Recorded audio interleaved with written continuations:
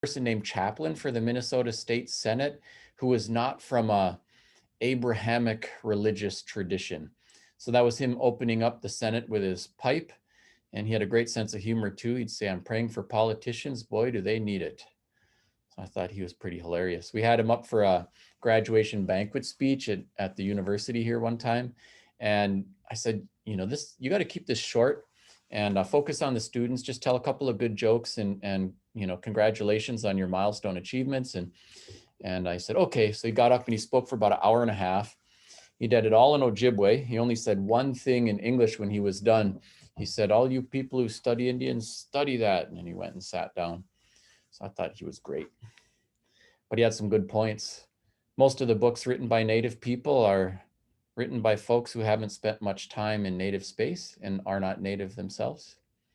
And for resources, they'll look at like what the white army officer wrote in his journal or something.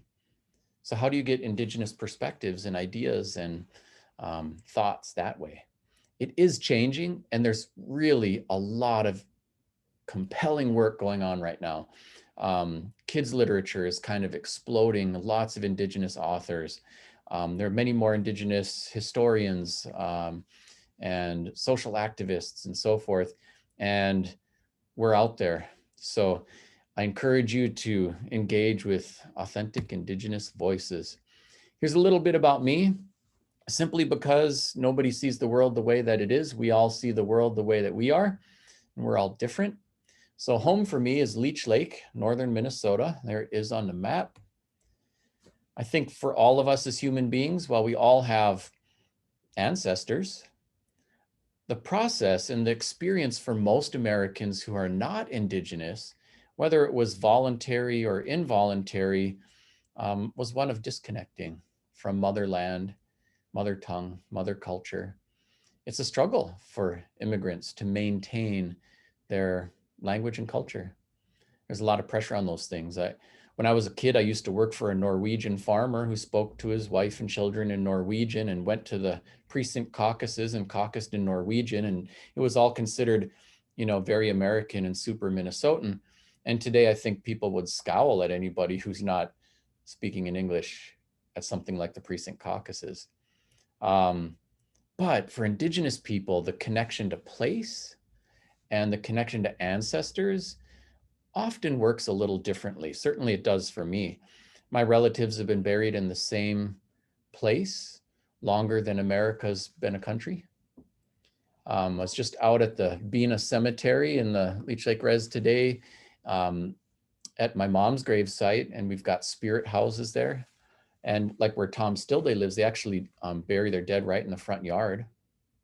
And when you step out the door to your house, there's mom, dad, grandma, grandpa, generation upon generation, older than America, and it feels different. On the left side here, with the very ancient face, is this guy who got the name John Smith later in life. Kind of ironic, no connection to the one from Pocahontas legend. But he was born in the 1700s. He died in the 1900s. He was in Minnesota before white settlement, and he was still here when they were sending people off to World War I. Kind of incredible to think of the changes he must have seen during his lifetime and just how fast his world completely changed. On the other side is this guy named Wabujig, who's kind of a famous warrior in the Ojibwe world. And I didn't have the tools to talk about this when I was a kid, but as I got older, it started to bother me more that I could go to school for 13 years in a row to learn whatever I needed to be successful in the world, but none of it had anything to do with me.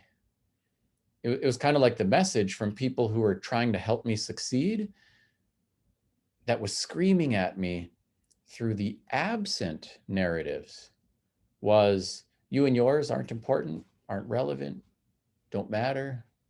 Not that anyone was trying to say that. It was just what happened by what wasn't actually said. And I think it's important to acknowledge too that most of us got the sugar-coated version of Chris Columbus in the first Thanksgiving going to school in this country. That is starting to change, but that was my experience too. I mean, shoot, I wanted the pilgrim hat, out of construction paper when I was in first grade. rather than the faux native headdress. And that was about it, you know? I always knew what it was like living in this body, having a brown skin and a braid, or today it's a man bun.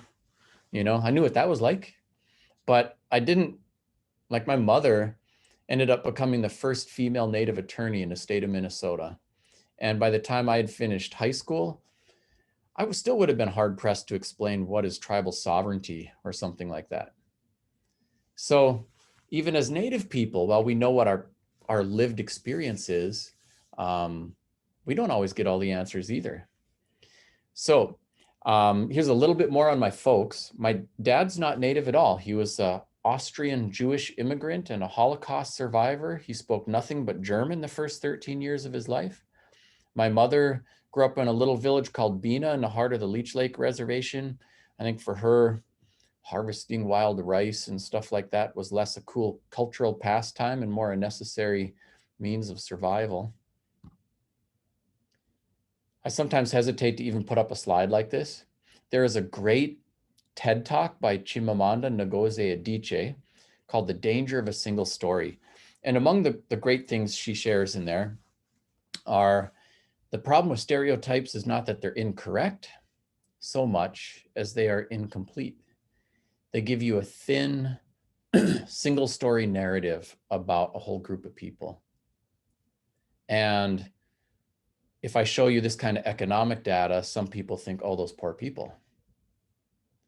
The truth of the matter is it's complex. Like in the state of Minnesota, in over a dozen counties, tribes are not big employers, they're the biggest employers of all. Be nice to natives, you're probably going to end up working for one someday. And at the same time, about 50% of native kids live below the poverty line.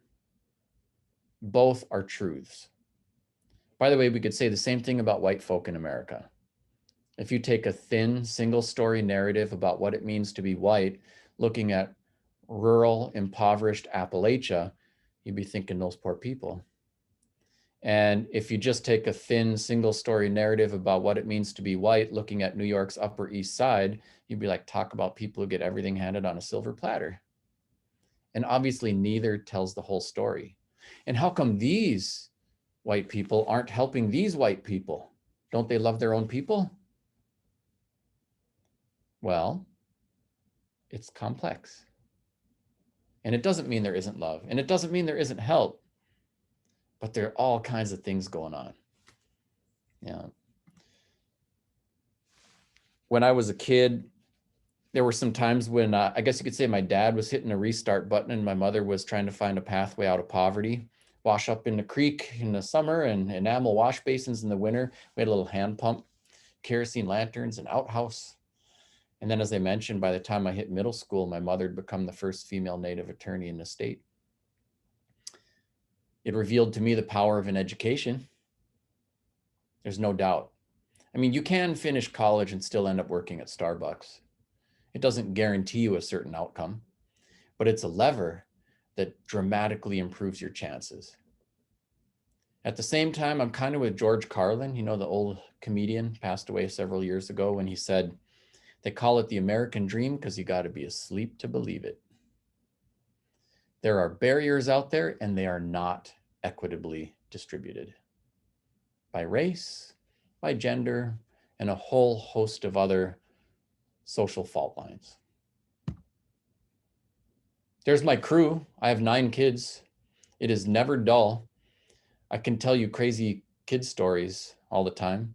By the way, with regard to this book and its very cool title, it's tongue in cheek. There's no way anyone can know everything there is to know about anyone, right? I got a house full of natives. I don't even know what they're thinking half the time. I speak for one person. I have one perspective. There are 574 different federally recognized tribes in America. There are hundreds of indigenous languages. And even within a given tribe or group, people don't all think the same. Half the tribal population lives off reservation. So being indigenous doesn't just mean the res. Hennepin County has one of the biggest indigenous populations in the state of Minnesota. So the native experience is varied and complex, and even in the same place and space can mean different things to different people. There's home. I kind of feel like Shrek. That's my swamp. Among other things, when my folks were getting started, my dad had put in a bid on a piece of tax forfeited property and got a letter back saying, it's the only bid we got, but it's not enough to cover the delinquent taxes. Can you find a couple $100 extra, which he borrowed and got a pretty decent sized piece of property for relatively little money. And at one point it had been a virgin white pine forest, but it was clear cut and turned into farm fields by the time he got it. It looked like this. And what he did is he started planting trees. And he planted all of the trees in this picture here, completely transformed the landscape in the ecosystem. So that was one dude with a child labor force. That was me. And when we think about the big issues we have going on now, climate change, racially predictable disparities in our educational system, I think a lot of us look at stuff like that and think, there's not a lot I can do about that. So I'll try to be a decent human. I'll tell my kids to be decent humans, and I hope it's enough. But it's kind of not enough. All that's necessary for evil to triumph is good people to do nothing or too little. But it's not like we got to take this mountain of problems that humans have been making for thousands of years and move that whole mountain today. It's more like we need to keep planting the seeds, and it can transform the landscape and the entire ecosystem.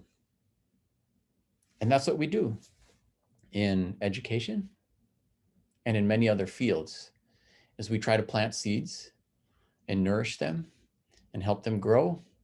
And those seeds are ideas, thoughts, efforts, right? Not all of them become giant trees, but the forest can thrive. And so we have to apply ourselves to this kind of effort. I get to wear many hats. So when we get to questions, you can ask about anything you want, personal, professional, or topical. So I'll guide you on that a little bit. So we do a lot of stuff like this. We harvest wild rice. We make maple syrup and sugar. My kids produce all kinds of food every year, and they eat all of it, and then a whole bunch more. So rich in all the ways that matter the most. But for them, they walk around with a kind of inner confidence because they know how to get food out of a tree and make maple syrup and sugar. And it translates into their success at other things in life too. I'll kind of skip a couple slides, but just wanted to share that it's really great that you're turning out tonight for this. And we should all seek and get curious about different perspectives and experiences than our own. Like if I held up my finger and said, what is this? Could almost start a fight in some places unless we clarify the language. Like in the language of body parts, that's a finger. In the language of numbers though, that's a 1. And in the language of space, that's up.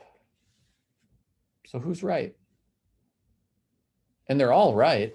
It's a matter of perspective, right? But all too often what happens when we have a testy topic like race, someone's up there saying this, here's a finger, it's not an elbow, it's not a toe, the rest of you, shh.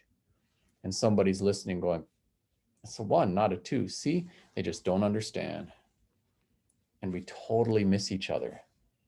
So we'd actually all do really well to take all those folks we want to give a good talking to and give them a good listening to and seek to understand.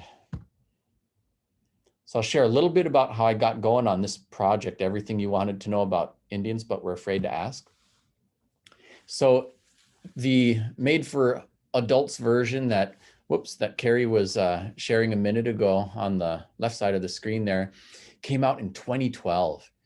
And it just kind of took off as far as books go and brought me all over the country. It put me in front of a lot of young people too.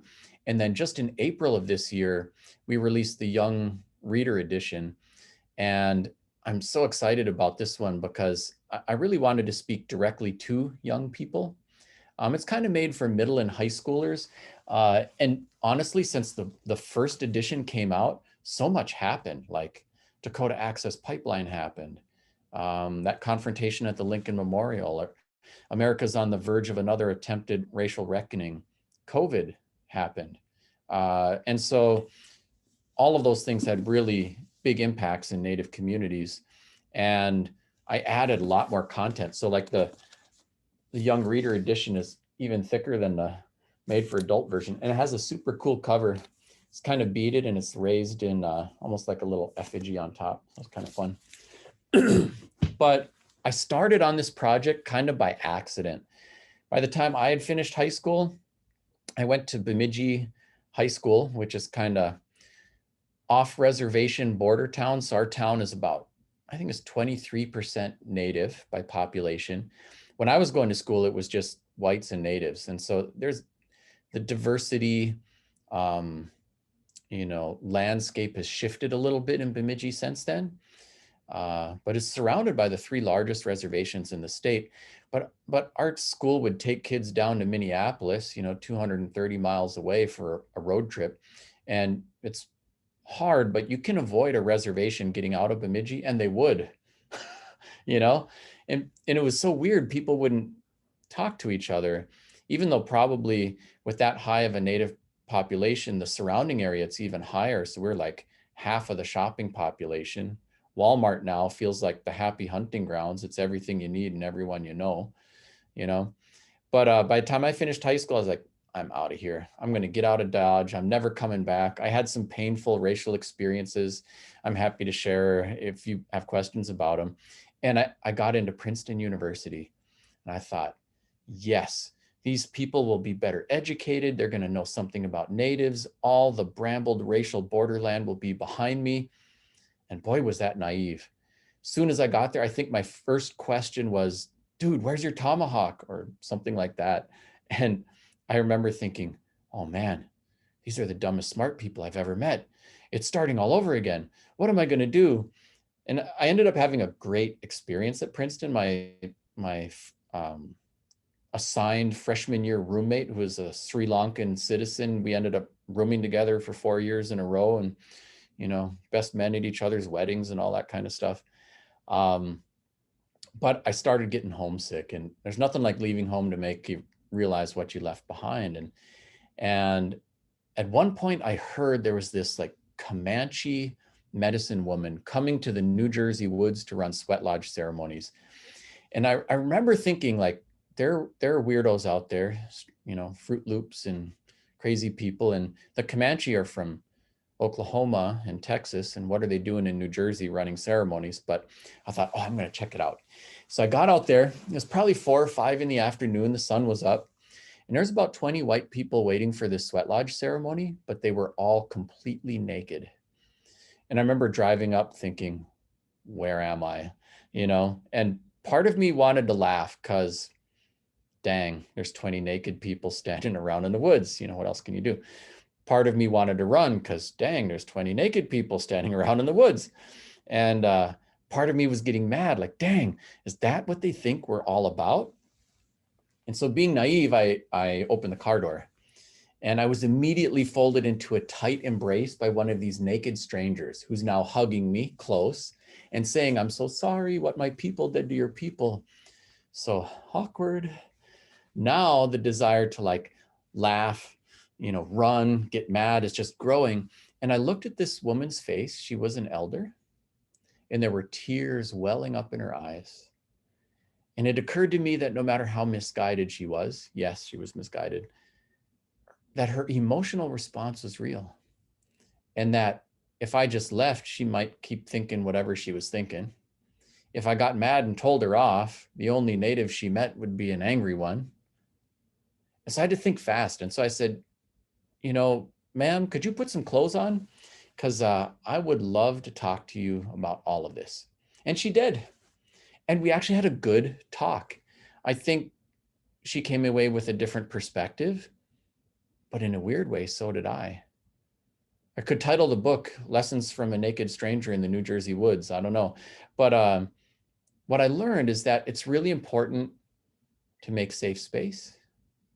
to build bridges, to give people a meaningful answer, not just an angry rebuke. We were all shortchanged of information and connection.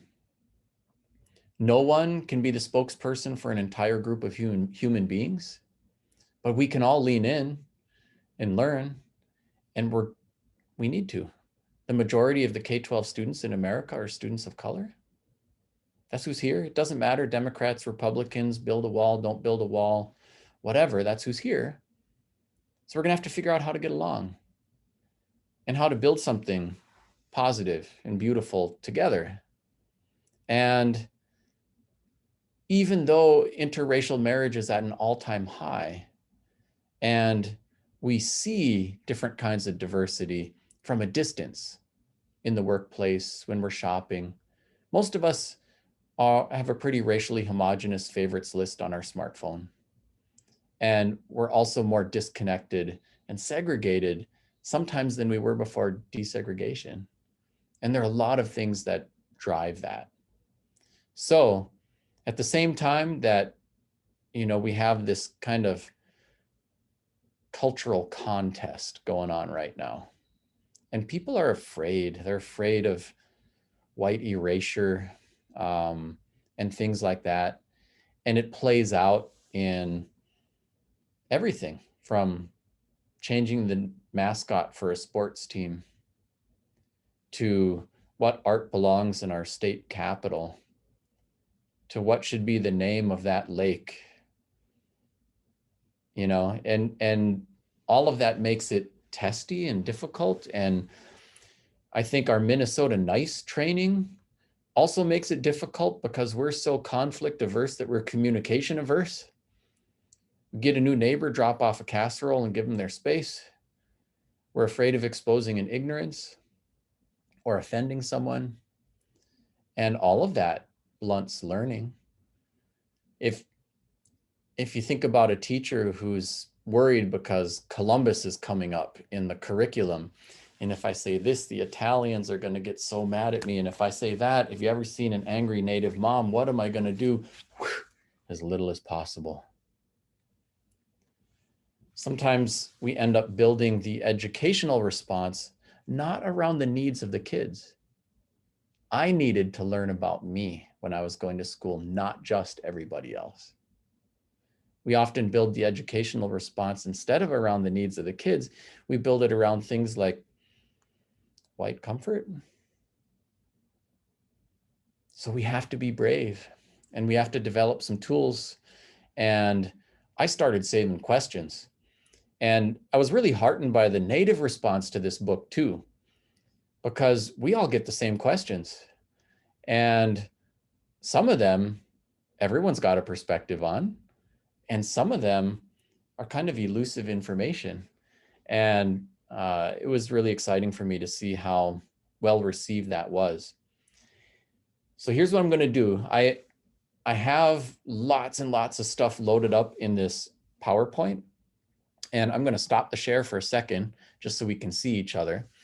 And I'm going to start fielding some questions from you, and we can take the conversation anywhere you want to go. So if you want to talk about, hot button current topics, pipelines and mascots and America's current racial climate, politics, that's cool. If you want to go into culture, Indigenous language revitalization, what's going on with COVID in Indigenous communities, what's been the fallout from that, or kind of Indigenous Studies 101, tribal sovereignty and the legal status of tribes and what's going on in terms of economic development, stuff like that. Wherever you want to go, you can ask questions. And if you get me stumped, I'll be like, I have no idea. If it's a matter of perspective, I'll say, well, that's contested, but here's what I think. And so go for it. We can, let's see, we've got about, 52 people. Go ahead and drop them in the chat, or you can, I'll have Carrie enable you to unmute and you can shout them out, and we'll field as many as we can get.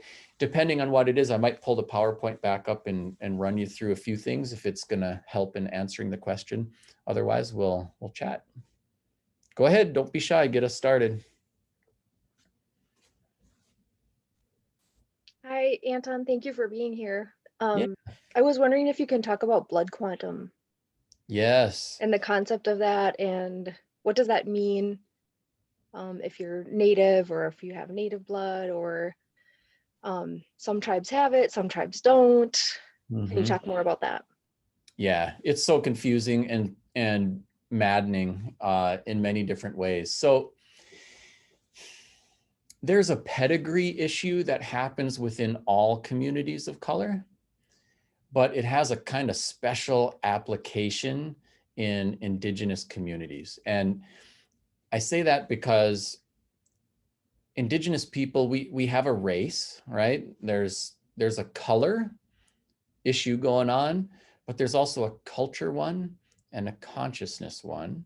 And on top of that, there's a matter of citizenship.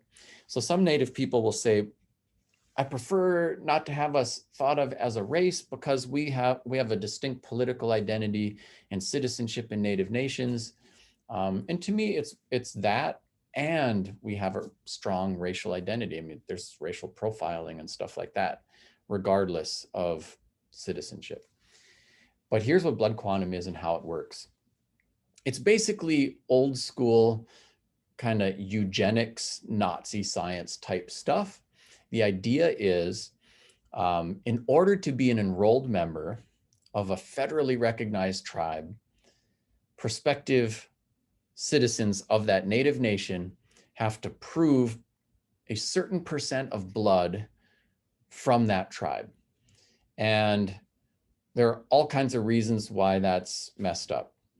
So someone could have 4 of their 4 grandparents, each from a different reservation. They'd be 100% Native American by blood, but in tribal records, they would be 25% from any given tribe. And if they marry someone from a different tribe, or a non-Native person, their children wouldn't even be eligible for citizenship. Most of the tribes in America have a 25% blood quantum. And this is an idea that was not an Indigenous idea. It was imposed. You got to imagine, the treaty period was starting in the 1800s. They were still trying to get natives moving onto reservations throughout the late 1800s and even in the early 1900s. A lot of people don't realize this, but like the natives who were living in Mille Lacs in central Minnesota, they were told you can only take allotments at White Earth by moving and leaving your homelands until 1926. And then they got 5-acre allotments in their original homeland where they'd always been living. So there was still all this pressure on people. And all of that meant that the US government was developing the criteria for who would be a citizen and who wouldn't. And the US government eventually drafted most of the constitutions for tribes. And they didn't have all the thought that went into something like the US Constitution. Some of the constitutions the US government handed tribes fit on like one piece of paper. And so as a result, it's been a little bit clunky trying to change these things around. But tribes since 1934 was the passage of the Indian Reorganization Act. And that was a big piece of legislation because before that, there were like white Indian agents living on the reservation who ran the reservations. Like there were ignored tribal leaders and there were like white folk running the show. In 1934, they brought all the Indian agents back and said, all right, Native people, go ahead and run your own show now, self-determination. But Indigenous leadership structures and stuff had been so thoroughly eroded, it just took a long time for tribes to assert themselves. And they are doing that now. Tribes operate big businesses. They're organizing tribal governments. Many are engaged in constitutional reform.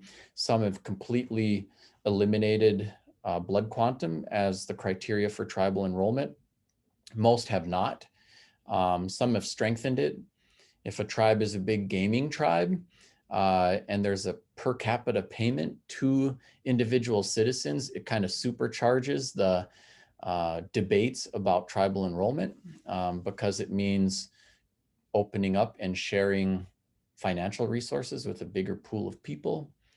And it's just a little different in different places.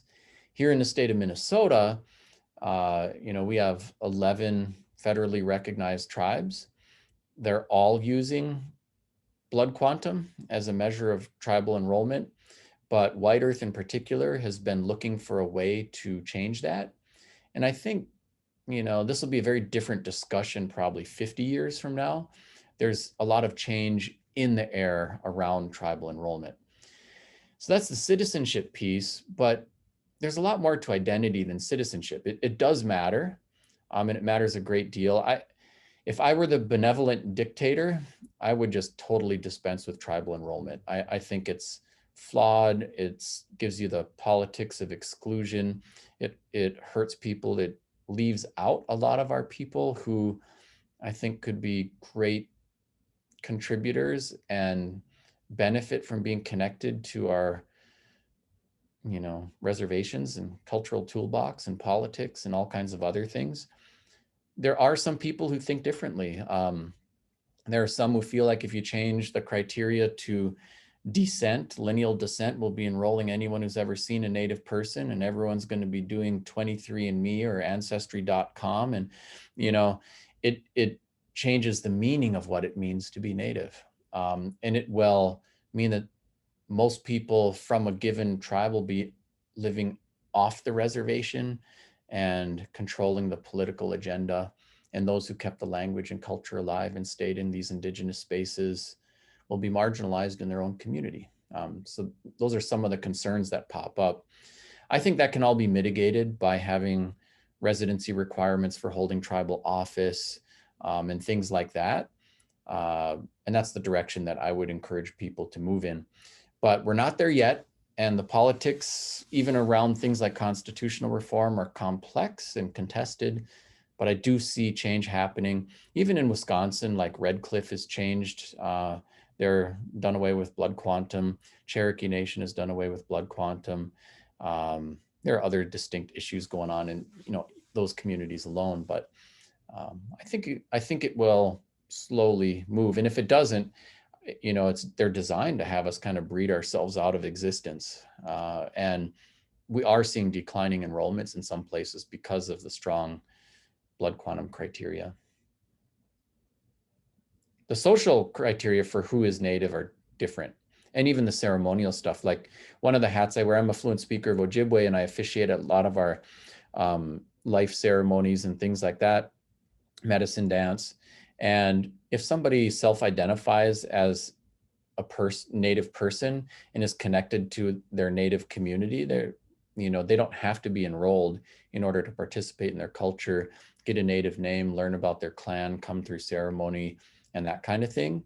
And I think there's, within Indigenous space, we realize that, some Indigenous people may look Black, look white, look brown, look racially ambiguous. We cover a great spectrum. The interracial marriage rates are actually quite high in Indigenous families.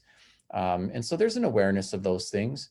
That doesn't mean that someone who doesn't look the stereotypical part won't feel marginalized or picked on or excluded even by their own people. That does happen sometimes. And it can be a real pain, invisibility and marginalization within your own community, much less the broader community. So that happens too. But we've had like a third of our people adopted and fostered out of our families for generations. And I think it is in alignment with our values and our culture to welcome them back and be inclusive of them.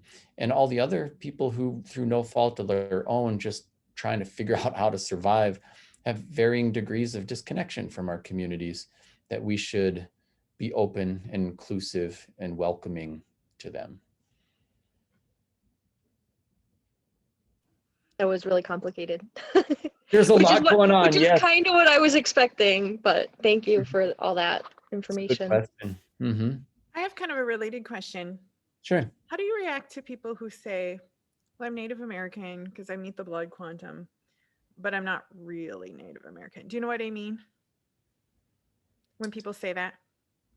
So I would say a couple things. One is humans are complex. Our identity is many, many different things. And, we are 100% of the time impacted by our race. We are 100% of the time impacted by our gender, our nationality, our economic situation, and they all intersect with each other. And so to me, when someone says something like that, or when they just say like my great grandmother was Blackfeet or Cherokee or whatever, is what they're saying is I have indigenous heritage, but I don't have a strong indigenous consciousness. I can give you a mathematical equation, and this is kind of like what happened to Elizabeth Warren, right? Like she does have Native American blood in her veins, right? And if separate from the political stuff, she said, hey, I'm a, white passing Native woman, and I want to explore my indigenous identity, like she'd been welcomed with open arms. The problem was she kind of didn't have a strong indigenous consciousness and didn't bring that information out until it was politicized. And then it seemed like, an identity politics strategy rather than a heartfelt effort to really embrace her indigeneity. So I think that's kind of what went sideways for her, and why some other Native people reacted strongly, negatively to that. It was just unfortunate, like if I had 5 minutes in a room, I would have shared everything I just shared with you, and tried to give her some perspective, like, hey, lean in, you're welcome, like come and stuff like that. And there are many people who, like, especially if they're not enrolled and haven't lived in a Native space for a couple generations, might feel like, I don't know if it's appropriate for me to claim my Native identity because I don't have the citizenship, and they feel clunky and awkward and stuff like that. So I usually just advise people, you can own all the parts of you, and you can love all the parts of you, and you can explore all the parts of you, and you don't have to be ashamed of that. And then you just call it what it is, and there are many, many Native people who are, not citizens, they're descendants, and things like that. And they just say, hey, I'm Ojibwe, but I'm not enrolled. My family comes from, and you can explore and get to know those parts of your heritage and toolbox. And, I know a number of you on this Zoom are teachers too, but coming in the door to your school, not everyone's going to look the stereotypical part. And so someone might even have a strong indigenous consciousness and feel rendered invisible because they look like something else, and they want to be seen. And then as a teacher, it's just a little tough to navigate, but you want to make space for people to voice their identity and their perspectives, but you don't want to expect your students to be the content experts, because that could also, even induce shame if, like, oh, you're Ojibwe, so you must know everything about harvesting wild rice, and they've never been ricing. And then they feel like they're being shamed for not knowing enough about their culture or something like that. So there's some kind of do's and don'ts for, navigating that with students and in that space.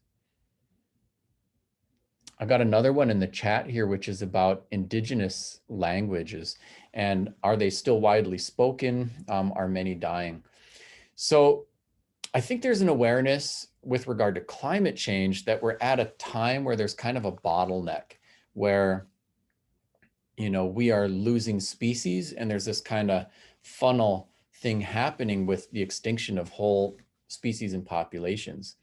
And a lot of people aren't quite as aware that this is also happening with regard to bodies of human knowledge and ways of knowing and languages.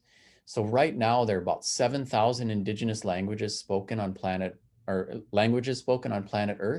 But of the 7,000 languages on planet Earth, only about 100 are actively and widely taught in colleges and universities. Only 100. And so about 2,500 languages are very, very endangered. 10 speakers or less endangered. and likely will not make it. Some others are in varying stages of health or decay, and it kind of depends on what we do about them right now. Within the United States, at the time of Columbus, there were over 500 languages, indigenous languages spoken. Today, there are about 150. So quite a few have gone. Of the 150 languages, though, many are pretty endangered. So there are only about 20 that are spoken by large numbers of children. So for example, Dene, the Navajo language, is spoken by about 160,000 people, including lots of children. That'll definitely be here, 100 years from now. Ojibwe will be here 100 years from now, in large part because of the communities in Canada where there's still 100% fluency in some places. But the dialects on the US side of the border are much more endangered. So, so I think what's going on with indigenous languages is kind of scary out there. At the same time, I'm really hopeful. Like I would say the future vitality of a language like Ojibwe might not be certain, but it's certainly possible. So there's some just historic things happening right now. So I've been doing some work with Mille Lacs, and we are developing Rosetta Stone for Ojibwe. We'll have 6 years of classes within Rosetta Stone. It'll push to an app on your smartphone. It'll correct your grammar and pronunciation in real time as you interact with it. It'll never replace a speaker, but it'll be a great tool, and it can go anywhere where a person can go with a smartphone. And so I think that'll be a great toolbox. We're developing literary traditions for this formerly oral language. We have Ojibwe immersion schools. Hawaiian was a great success story. At their low point, there were only 1,000 speakers left, and their language was illegal for use in public schools. Today, the language is one of the official languages for the state of Hawaii. They've got 24,000 fluent speakers, and they're growing more every single year. You can go to school K-12 and get your college degree all Hawaiian medium, where Hawaiian is the medium of instruction. So there's some real success stories out there too. And I'd say the success ones that are easiest to see would be Hawaiian, Cherokee, Mohawk, Blackfeet, Ojibwe are some of the ones that come to mind where I've seen some real strength. So I got a couple other questions popping up in the chat. One's on line 3, and another one is about Deb Haaland being confirmed as Secretary of the Interior. So I'll grab both of those. First of all, Deb Haaland being confirmed is really great.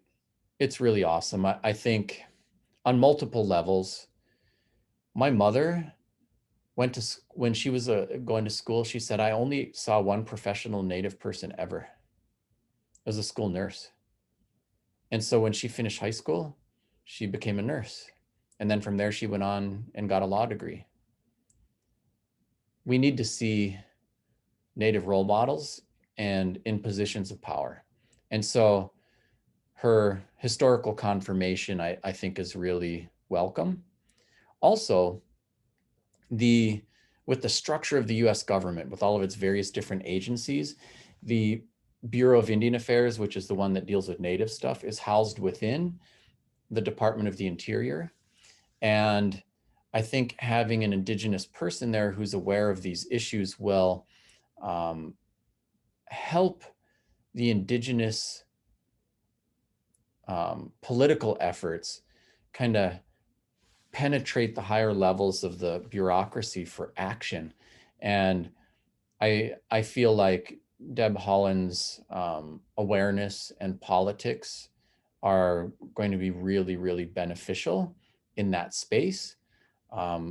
Granted, it's the US government and it's a bureaucracy, and her ability to get everything done that she probably dreams of getting done will certainly be running into some roadblocks. But I believe in her ability to overcome and kind of steer us in some good directions. So I'm super thrilled. And there's some major policy issues, like the Department of the Interior also, for example, deals with things like national parks and lands. And so, Indigenous spaces intersect with those things. And I think having her in a position to see all of those issues and work on them, collectively and collaboratively will be really helpful for the whole country. Yeah, so I'll tackle line 3. And first, just in a broad philosophical sense, I try to think in terms of 7 generations, like 7 generations from now, when nobody knows our names, what will be my legacy and impact? And what will be our collective legacy and impact? What kind of world are we going to be making, for our great-grandchildren's children's children? And I think we should not mortgage their future for contemporary short-term financial gains for private companies that are housed in other countries, which is what Enbridge is. I've had, a number of experiences, Enbridge actually asked me to come and talk to them, and I gave them my whole truth.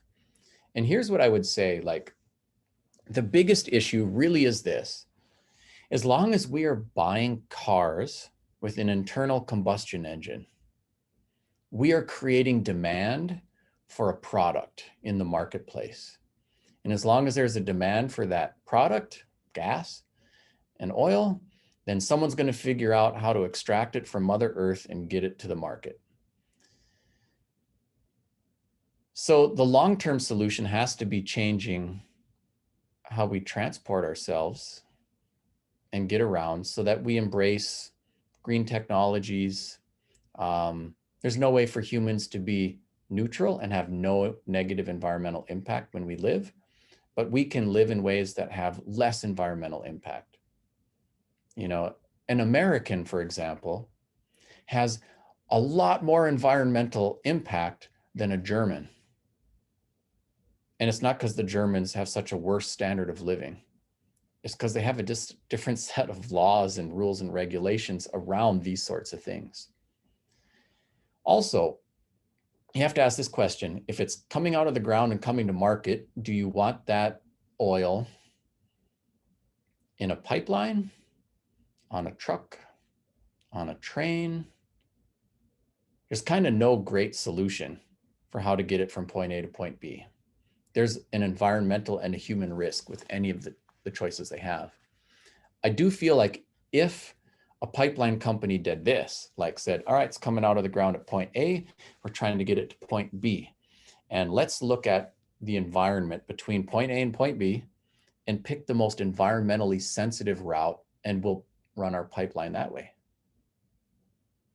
And then within that environmentally sensitive route, if it intersects with indigenous communities, then we'll talk to them and see what they want and need and see if we can work something out together. If they did that, we would not even have a protest over pipelines. Everyone would be like, heck yeah, safest way, let's go. But they don't do that. They look at point A and point B, and not what is the most environmentally sensitive route, but what is the most financially expeditious route. And as we saw, with Dakota Access Pipeline, if someone's a holdout and they don't want a pipeline across their only source of, potable water, then we'll build that pipeline right up to their community, and then we'll build it from their community all the rest of the way, and then we'll fight about it from there. Right? And also, pipeline companies are not regulated. They regulate themselves. You can put a stop valve in a pipeline, as frequently as you like. You can put one in there, every half mile if you like. So if there's a spill, it's just a little half mile of pipe. But they put one in at the Canadian border and then at Thief River Falls, and then on the other side of Cass Lake. And so if you get a rupture, it's a big one. Instead of crossing the Mississippi River once, they cross the Mississippi River 8 times with the same pipeline. 8. Instead of going around Ball Club Lake on the Leech Lake Reservation, they go right through the middle of the lake. So if that line breaks, it's not really if, it's when, because all pipelines break. That's an environmental disaster. And so I think it is about the methods, the lack of regulation, the lack of environmental sensitivity. It's all politicized, it's wrapped up in jobs. If they ran their business differently, I think it would really be a different game.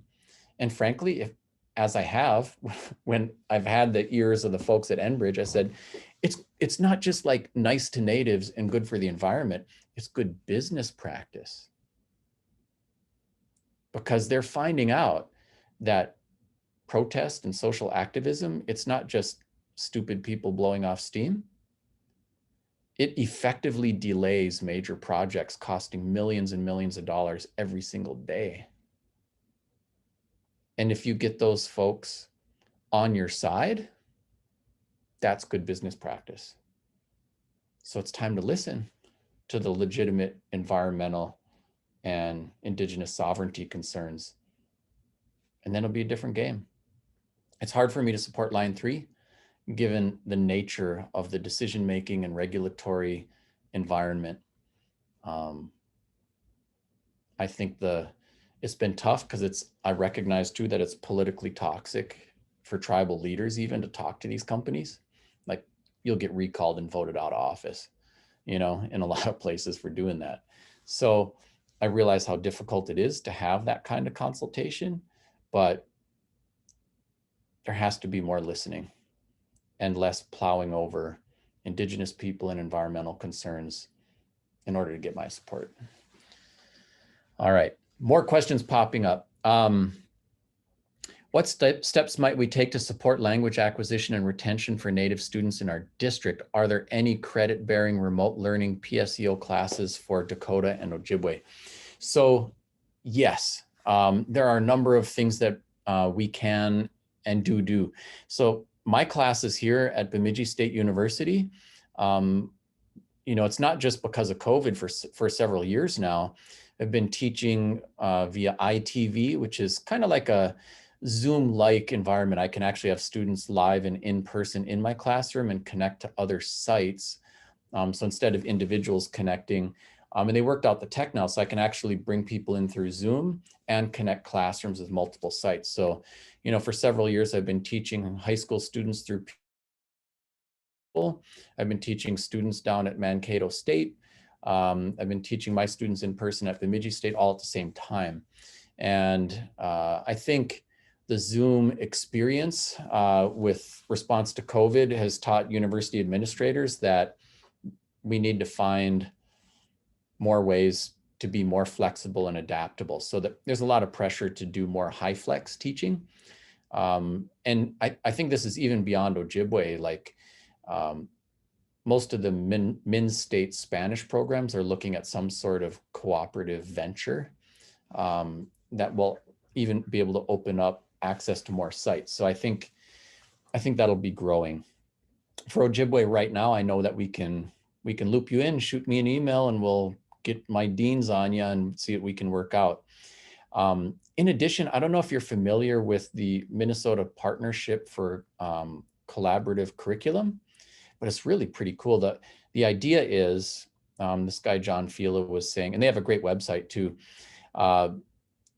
The idea was, hey, tired of buying books from Texas and California, written by people who've never even been to Minnesota, and it's just out of touch with our needs and costing us so much money. There's not a lot on, cultural and racial diversity, certainly not regionally specific. So let's just develop our own curriculum. But instead of, more books, let's develop this and publish it online with what's called a Creative Commons license, so that anyone can pick it up for free and use it for free in their schools. And over time, we'll build so much curriculum that ultimately we won't just not have to buy books from Texas and California. We won't have to spend the money on the books. And we'll save millions of dollars that can be repurposed for other things, like books kids can take home for literacy and, any number of other legitimate concerns. So something cool for you K-12 educators, all of their curriculum is developed by K-12 educators. So if you want to moonlight and do some summer work and pick up a few extra bucks, they're always hiring. And they have a growing body of work. So I've been in conversation with them about doing some Ojibwe classes there. I haven't done it just yet because I've been working gangbusters on Rosetta Stone and some of these other projects, but I think there's a real value to doing that. So something else to be said too, especially with regard to Dakota, is that first of all, the number of Dakota humans in Minnesota is much smaller than the number of Ojibwe people. And, there are 4 Dakota communities, and the total Dakota population is really, it's less than 3,000 in the state of Minnesota. Most of those are kids. And so the number of people, to do even things like public speaking and, take all the radio interviews and develop all of the curriculum and resources, it's just smaller. The Dakota population more broadly is much bigger. And, in South Dakota, North Dakota, Canada, Manitoba, there's some big populations of Dakota people and many more speakers.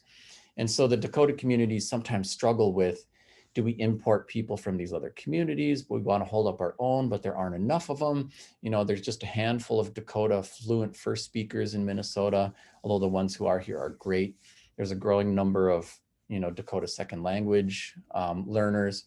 And so all of that kind of complicates the getting everyone else the deliverables in Dakota language stuff. But there is stuff out there. And Neil McKay and others at University of Minnesota have done a lot of work developing resources, and there are some early childhood things that are out there for Dakota. And when you look at the broader Dakota language community, there's a lot of important work being done. So even some immersion efforts, out at Sisseton, Wahpeton area and stuff like that. So there's more material there too. You might run into the Ojibwe stuff a little more easily. But even there, we still have so much work to do. Like, we want to be at the point where we have, 5,000 Ojibwe books loaded in an accelerated reader program with assessments tagged by grade level. And you just put your kid in front of the computer and go. And at this point, I'd have to classify our efforts as emerging. But there are, like, right in your classroom, there's a free online talking dictionary for Ojibwe. If you just Google Ojibwe dictionary, it'll be the first thing that pops up, called the Ojibwe People's Dictionary. So you can hear the words and hear examples, from naturally recorded speech. There are lots of other cool things being done. Yeah, Maori is often cited as a successful language revitalization. Yeah, they're kind of the first indigenous language to pioneer it. And they developed this language nest model. They said, we'll take our strongest speakers and put them with our youngest kids, and we'll grow the program out a little bit over time. It's what the Hawaiians have done too, and had a lot of success with it. Yeah. So there's another question about Wisconsin has Act 31, which requires American Indian curriculum, and North Dakota recently passed legislation. Is Minnesota behind other states? Yes, Minnesota's behind other states. And even the other states like Wisconsin, North Dakota, Montana, and Alaska that have been doing stuff, they still got a lot of work to do too. But what Montana has is Indigenous education for all.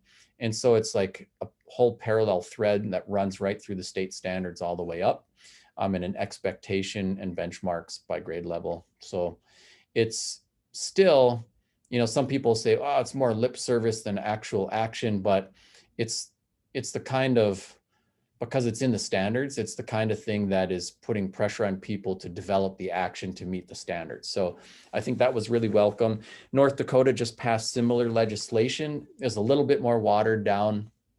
There too, people are saying it's window dressing, it's not the real deal, but I think it'll percolate and it will have some impact. Alaska has a little bit different situation. They have Alaskan language and culture standards that are parallel to, but not integrated into the state standards. Wisconsin has Act 31, which actually just requires certified teachers to have a class in Native stuff. You can kind of satisfy that by, half sleeping through a weekend seminar or something like that. So but it's a start. And in response to Act 31, there's a lot of resource development and warehousing that makes it a little bit easier to find information that's Wisconsin specific. And having traveled, you know, so many different states and asking, you know, what do you know about natives in your state? The educators in Wisconsin do better than most places. So it is having an impact. And Minnesota, yes, we have so much further to go. Like our racially predictable disparities, I mean, I could spend a day training on, you know, what's driving the so-called achievement gap or opportunity gap. But if you look at the states that outperform in national test scores, they are Minnesota, North Dakota, Iowa, Wisconsin, Michigan. We're all grouped up right here. And then you look at the states that have the worst racially predictable disparities in education, and they're the same states. It's kind of like the whiter the state, the whiter the curriculum, the whiter the body of teachers, and the better the white students do, and the worse everybody else is doing. And of course, it's not quite that simple, but Minnesota was like 50, ranked dead last out of all 50 states in its Native American test score data. And right now, like the majority of the K-12 students in the United States of America are students of color. And only 60% of those students graduate from high school. So it's not a recipe for a healthy country to take our largest group of students in the whole country and only get 60% of them to the finish line with high school. If we had perfect racial equity today, and of course we don't, but pretend we did, our educational system alone would engineer racially predictable financial disparities. So we've got major work to do. Am I bumping up against the clock? I noticed a couple comments. I have one more question for you. Yeah, we can do some more questions. I'm happy to stay. I don't know, the part of the book that really was most interesting to me was your chapter on perspectives and coming to terms in future directions. Specifically the area or the section, why are Indians so often imagined rather than understood? You know, I think about things like why when we go to the store we can find Halloween costumes for Native Americans, and and I think that all wraps into this idea of Native Americans not really being understood, but being sort of this imaginary presence or a historical presence rather than something contemporary and alive today. So I was wondering if you'd talk a little bit about that.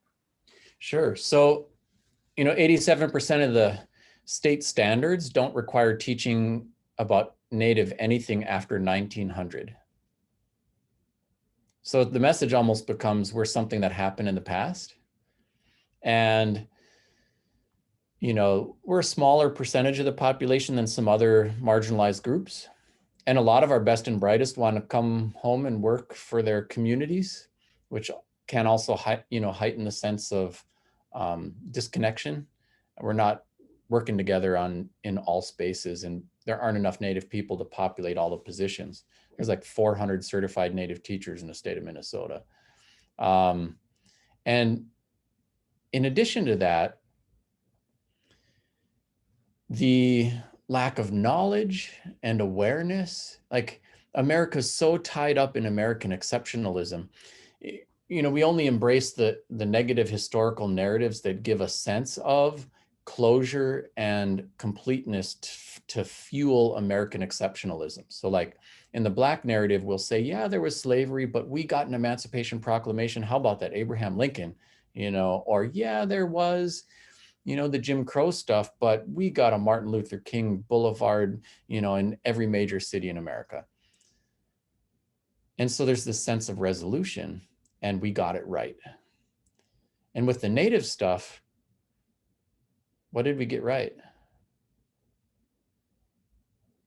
You know, and not, there's usually crickets, and not a lot comes up.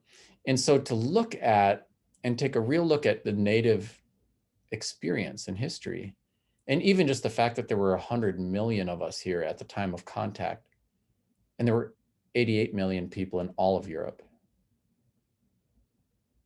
But we message about scattered bands of roaming nomads in the wilderness. as a way of saying there was room for everybody else, or everybody else's arrival was not somehow a taking, but it was. And so that just heightens the sense of disconnect. And, like, I don't know if you saw the Santorum comments a few days ago, and he's like, there's no native culture in American culture. We built a nation out of nothing. As a candidate for president of the United States, literally believes that we built the nation out of nothing. And like, even just the food in his fridge, so much of it comes from native people, chocolate, vanilla, potatoes, corn, tomatoes, corn, beans, squash, like that alone, much less ideas about how we should structure the American government. Jefferson and Franklin wrote extensively about the Iroquois Confederacy and how you have independent political entities part of a larger national organization. In their case, multiple tribes part of the Iroquois Confederacy, as ideas for how you would have independent states part of a common nation. Like, these are all indigenous things. So just bizarre.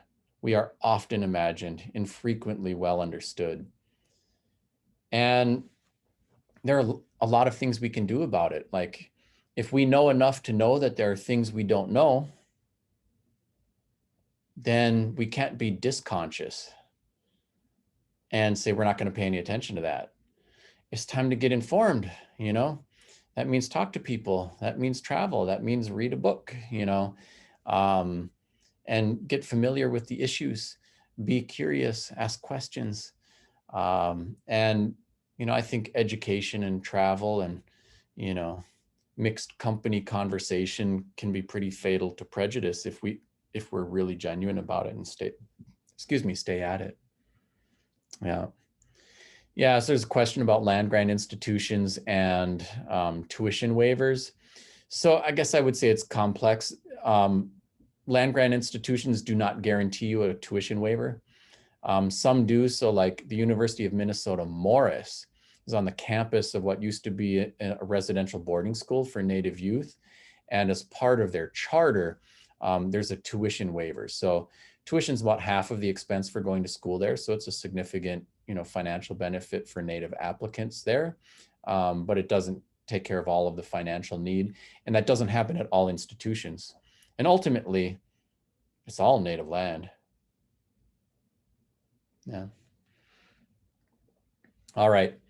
There's no way to exhaust a conversation like this. There's so many more topics, everything from truth and reconciliation efforts to land acknowledgements and all kinds of exciting things. So we will do it again sometime. And please do keep in touch with me. You can do that through my website. There's lots of free stuff there. If anyone wants it, I'm happy to share a copy of the PowerPoint. And thank you all for all of the great work that you're doing and for showing up tonight. Miigwech. Thank you. Thank you.